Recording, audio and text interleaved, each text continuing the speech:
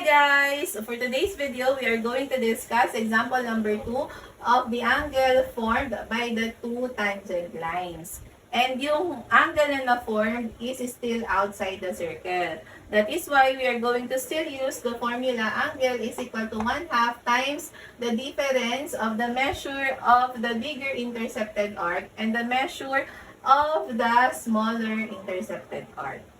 Okay, yung iba kaya nang isolve yung value ni x mentally ha, but let us show the solution. We have the measure of the angle which is 5x plus 10 is equal to 1/2 times the difference of the bigger and the smaller arc, diba? So we have the measure of the bigger arc which is 230 minus the smaller, so we have 130. Okay? And then we just copy 5x plus 10 is equal to 1/2 of, what is 230 minus 130? Ang dali lang yan, 100. Okay, what is 1/2 of 100? So 100 divided by 2 is just, that's right, 50.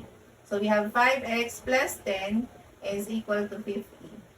O, kailangan natin ma-isolate si 5x. So, anong gagawin natin? I-transpose na lang natin si 10. So, we are going to have here 5x, maiiwan siya dyan. So, 50, from positive, magiging minus na siya. Minus 10. Okay, so we have 5x is equal to, what is 50 minus 10? We have, that's right, 40. And then, kailangan si x lang. So, we divide both sides by 5. So, we have the value of x as 8. Okay? O, yun lang yun, ha? O, sige nga, anong value ngayon ng ating angle? 5 times 8 is 40 plus 10 is 50. So, you try to solve for this circle, okay?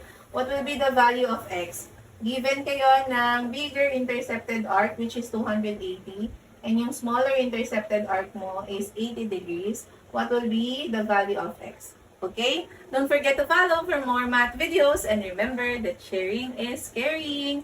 Kaya i-share na ang video na to. Okay? Bye!